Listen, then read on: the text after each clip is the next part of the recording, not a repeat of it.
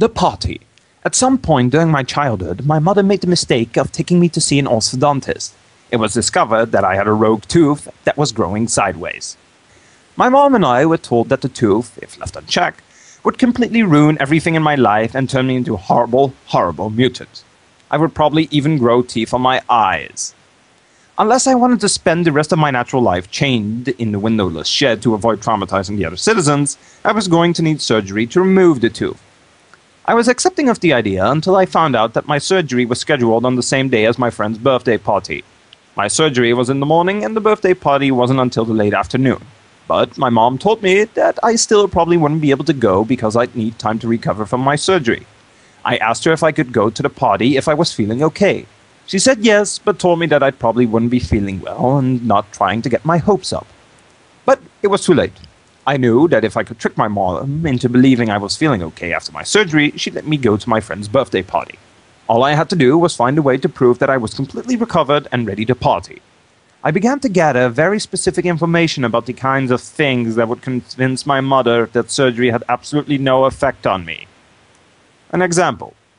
Mom, if I can run from one end of the park to the other after my surgery, can I go to the party? I'm pretty sure my mom was just placating me so that I'd leave her alone. But somehow it was determined that the act of running across a park would indeed prove that I was recovered enough to attend the party. And I became completely fixated on that little ray of hope. I remember sitting in the operating room right before going under, coaching myself for the 10,000th time on my post-surgery plan. Immediately after regaining even the slightest bit of conscious, I was going to make my mom drive me to a park, and I was going to run across it like a gazelle on steroids. And then she would let me obviously go to the party. I must have done a real good job pretending to be okay even while I was still unconscious, because I was released well before the anesthesia wore off. My mom had to hold me onto the back of my shirt to prevent me from falling over while we walked out of the hospital. I first started to regain consciousness while we were driving on the freeway.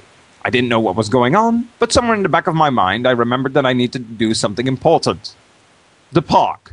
I didn't exactly recall why I needed to go to the park, but I had spent so much time drilling the concept into my head that even in my haze of near unconsciousness, I knew that getting myself to a park was of utmost importance.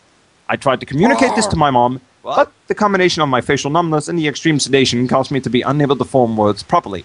It was at that point that I decided to open the car door and walk to the park by my damn self. The only problem was that instead of being stopped safely near a park, we were hurtling down at I-90 at 70 miles an hour. Luckily, I hadn't had the presence of mind to unbuckle my seatbelt. So instead of toppling to a bloody death, I merely hung out the side of the car and flailed around ineffectively. A little shaken up by the incident, my mom decided it would be probably a good idea to pull off at the next exit and get some food in me. We found the Jack in the Box, and she let me inside. It was fairly crowded, but my mom didn't want to go back into the car.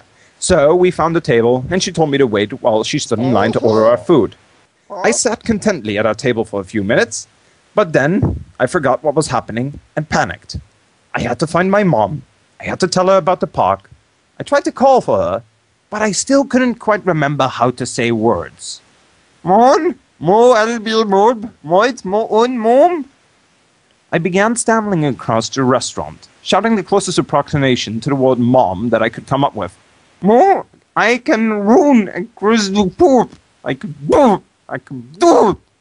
No, go sit down. My mom hadn't quite yet figured out what I was trying to tell her, but she knew that I was yelling and stumbling into the other patrons and generally causing a scene, so she firmly told me to go back to my seat.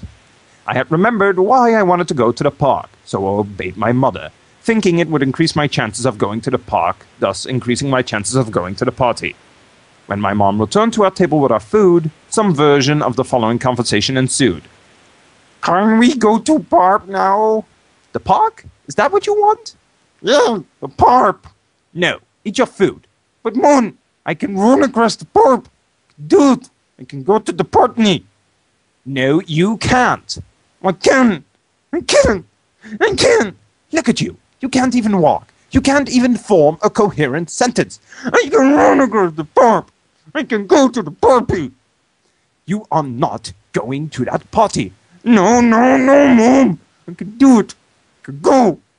I said you can't go to the potty. Now eat your food. Why? Why are you so mean? Why are you so mean to me? Stop it! And then I started to cry, big blubbery tears into my milkshake. It was at that point that my mom noticed all the people glaring at her and realized that from an outsider's perspective, it appeared as though she was not only refusing to let her poor, mentally disabled daughter go to a park and or birthday party, but was also taunting her child about her disability. What a monster! I bet she's embarrassed about her daughter's condition. That poor child. That horrible, horrible lady. Dude, I really can. Fine, just eat your food. And that's how I got to a birthday party while still heavily sedated.